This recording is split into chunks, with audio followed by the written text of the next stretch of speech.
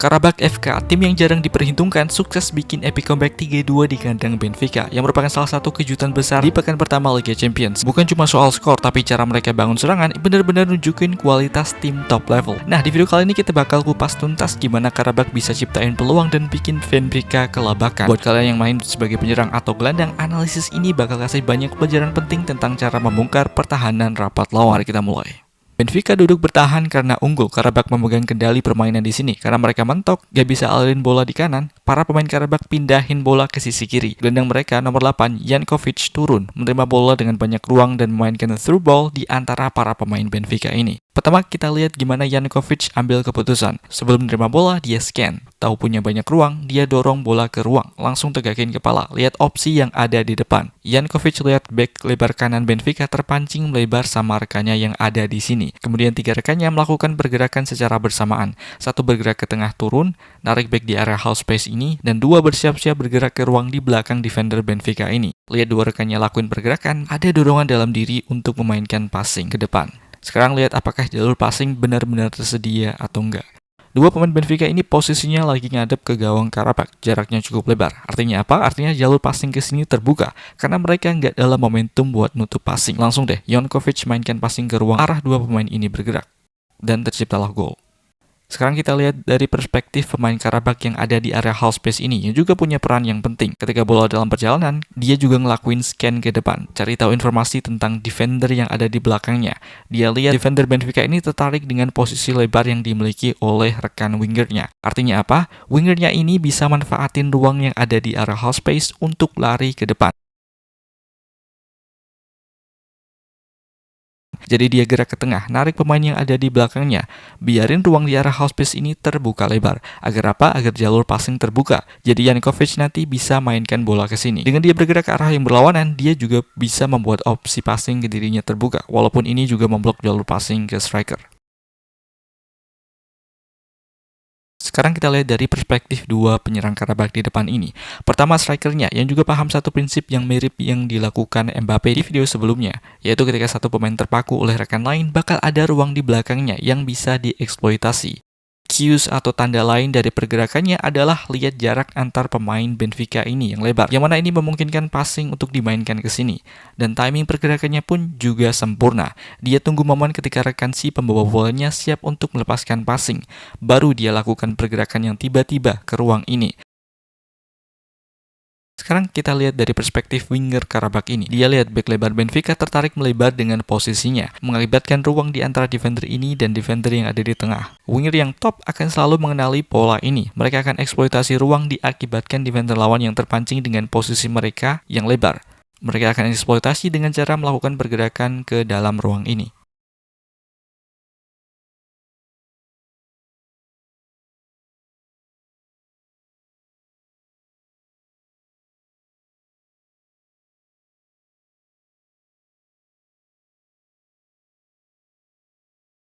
Pelajaran yang bisa dipetik para penyerang lokal dari gol ini adalah pentingnya membaca ruang dan timing pergerakan alih-alih hanya fokus pada bola. Para pemain Karabakh ini tidak asal lari, tapi mereka koordinasi. Ada yang turun untuk narik back, ada yang geser ke tengah untuk buka half space, dan ada yang sabar menunggu momen tepat ketika gelandang siap melepas umpan. Artinya penyerang muda perlu belajar bahwa gol tidak hanya datang dari skill individu, tapi dari sinkronisasi pergerakan yang saling melengkapi. Dengan memahami cue atau tanda sederhana seperti back lawan yang terpancing melebar, jarak antar defender yang terlalu lebar, atau momen gelandang mengangkat kepala dengan ruang, penyerang bisa lebih efektif mencari ruang dan meningkatkan peluang tim mencetak gol dengan pergerakan-pergerakan mereka mengeksploitasi ruang.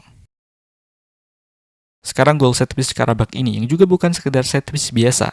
Set piece ini penuh dengan antisipasi dan nunjukin kalau Karabakh ini emang selangkah ke depan dari para pemain lawan. Mereka menaruh 6 pemain di dalam kotak penalti. 6 pemain ini nggak sembarangan berdiri kemudian disuruh lari untuk menyambar bola set piece. Pertama, 6 pemain mereka tidak ada dalam satu zona pun yang sama. Ketika set piece bola diberikan, 3 pemain mereka maju ke depan. Sementara 3 pemain lain diam di tempat. Walaupun cuma diam, 3 pemain ini adalah pemain yang paling berbahaya. Karena mereka otomatis akan mendapatkan bola dengan ruang apabila bola memantul ke sini.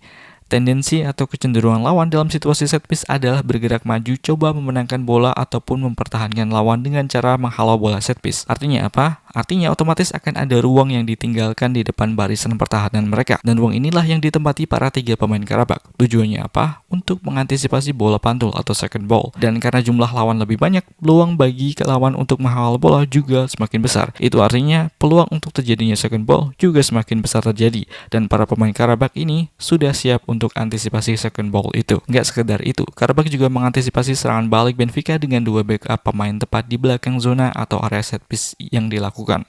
Dari gol set piece ini, Karabakh nunjukin kalau set piece itu bukan cuma soal duel udara atau siapa yang paling tinggi lompatnya, tapi soal antisipasi dan penempatan posisi. Sebagian pemain fokus menyerang bola pertama, sebagian lagi diam tapi cerdas menunggu bola pantul di ruang yang biasanya kosong, dan ada juga pemain yang disiapkan untuk antisipasi serangan balik.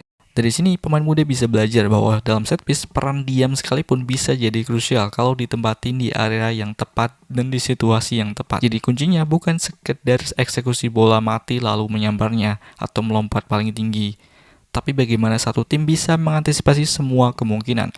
Bola pertama, bola kedua, bahkan transisi setelahnya, seperti yang dilakukan Karabakh ini. Bagaimana menurut kalian?